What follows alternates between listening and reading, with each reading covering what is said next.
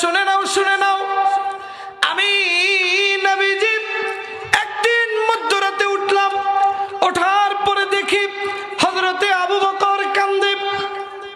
আমার নবীজি বিছানা থেকে উঠিয়া মসজিদে নববীর মধ্যে গেলেন।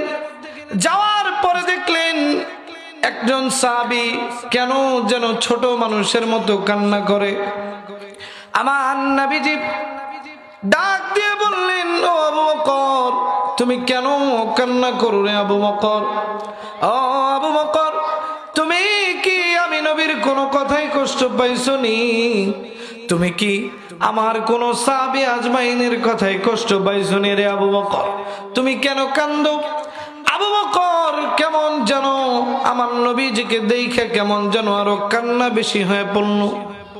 আবু বকর ডাক দিয়ে বললেন, ও নবীজি, আমি কোনো কষ্ট পাই নাই গো নবীজি, আমি তো অন্য কোনো কারণে কান্দি না। আমি কেন কান্দি নবীজি আপনি জানেননি গো নবীজি, আমি তো কান্দি আপনি গত শুক্রবারে আলোচনা করেছিলেন কবরে আযাব সম্পর্কে। ও নবীজি, হঠাৎ করিয়া আমি যখন আজকে বিছানায় আমার পিঠটা লাগাইলাম, কেন যেন কবরের কথা মনে হয়ে গেল। আমাদের তো কবরের জিন্দেগির কথা মনে নাই।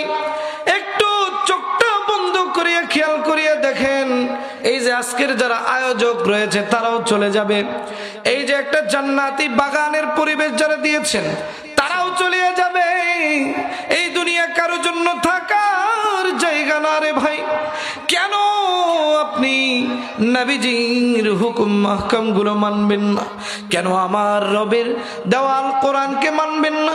কেন আপনি এইরকম জান্নাতের বাগান যেখানে সাজাবে বসবেন না? ভাই আমার, একটা বার একটু খেয়াল করে দেখেন, চোখটা বন্ধ করিয়া দেখেন। নবীজি বলেন, যেই দিন তোমার মৃত্যু হবে পৃথিবীর কোনো কাজ আটকে থাকবে না, পৃথিবীর সমস্ত কাজ চলতে থাকবে, শুধুমাত্র তোমার কার্যকলাপ গুলো আটকে যাবে। আমার নবীজি ডাক দিয়ে বলেন, যেই দিন মানুষ দুনিয়ার জমিন থেকে বিদায় নিয়ে চলে যাবে, ওই দিন কেমন হবে দুনিয়া আপনি জানেননি। একটু চোখটা বন্ধ করেন, বন্ধ করে একটু তাকায় দেখেন, কেন যেন আপনার মৃত্যু হয়ে গেল। পুরো দুনিয়া কেমন যেন অন্ধকার হয়ে গেল। আপনার জন্য আপনার আত্মীয় স্বজন আপন আপন মানুষগুলো কেন যেন মসজিদের মধ্যে থেকে খাটিয়াটা বের করে নিয়ে আসা শুরু করে দিল।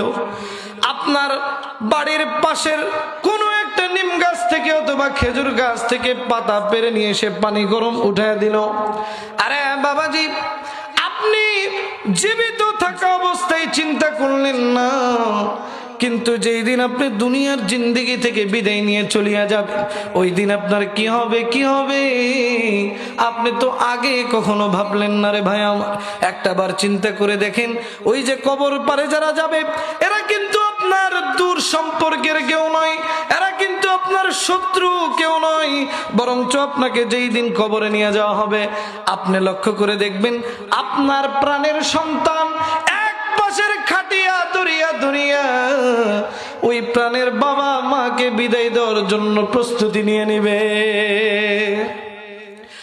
ওই যে কবর কেমন কঠিন হবে। আবু বকর বর্ণনা শুনিয়া কান্দে। আমার নবীজি রাত্র গভীর হয়েছে, আমার নবীজি মাত্রই একটু ঘুমিয়েছে, এর মধ্যেই দেখতে পারলেন হযরতে আবু বকর কান্দে। কেন সাহাবী যেন মসজিদে নববীর মধ্যে কান্নার রুল বাসায় দিল। ছোট মানুষের মতো ফিক বাইরা কান্দি।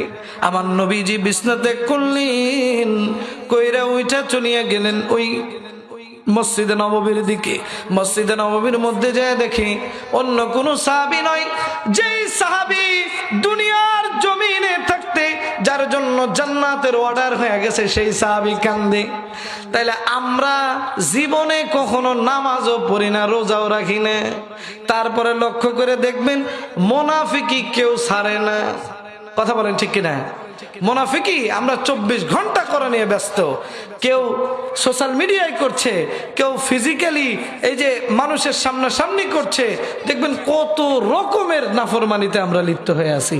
অথচ আল্লাহ রাব্বুল আলামিন বলেছেন যে এই কোরআন যারা পেল তারা যদি নাজাত প্রাপ্ত না হয়ে কবরে আসে, আল্লাহ কি ছেড়ে দিবে? দিবে? বলেন তো, ছাড়বে? নবীজি সাল্লাল্লাহু আলাইহি সাল্লাম একদিন একটা মজলিসের মধ্যে বসে আছেন। নবীজিকে প্রশ্ন করলেন এক সাহাবী যে হুজুর, নবীজি প্রশ্ন করলেন মজলিসের মধ্যে, হে সাহাবীরা, তোমরা কি জানো আমার উত্তম উম্মত কারা? সাহাবী হযরত ওমর রাদিয়াল্লাহু তাআলা আনহু লাফ দিয়ে দাঁড়ায় গেলেন, যা বলতেছেন, ওগো নবীজি, নিঃসন্দেহে আমরাই হলাম আপনার শ্রেষ্ঠ উম্মত।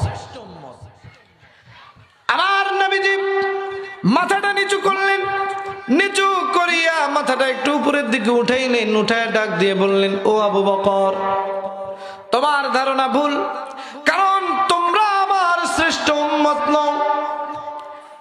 এবার ওমর প্রশ্ন করলেন, ও নবীজি, তাহলে আপনার শ্রেষ্ঠ উম্মত কারা আমরা জানতে চাই। সাহাবা আজমাইনরা অবাক দৃষ্টিতে নবীজির দিকে তাকায় আছেন, কে শ্রেষ্ঠ উম্মত এইটা জানার জন্য।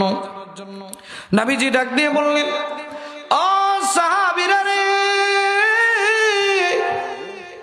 আমার শ্রেষ্ঠ উম্মত হলো তারা যারা আমি নবীকে না দেখিয়া ঈমান আনবে, শেষ জামানায় মার খাবে, জেল খাটবে, ফাঁসির রশি গলায় দিবে, ইসলাম কায়েম করতে গিয়া দুনিয়ার জমিনে রক্তাক্ত হবে। ওরাই হলো আমার শ্রেষ্ঠ উম্মত। তোমরা তো আমি নবীকে পাইলা, কোরআন পাইলা, কোরআন নাজিল হওয়া দেখলা, এই কারণে তোমরা মানলা। আর এমন একটা সময় আসবে, এমন একটা ফিতনার যুগ আসবে, যেই যুগের মধ্যে আমি নবী থাকবো না, আমি নবীকে দেখার সুযোগ নেই, কোরআন নাজিল হওয়া দেখবে না, আমি নবীজির মুখের কোনো বাণী শুনতে পাবে না।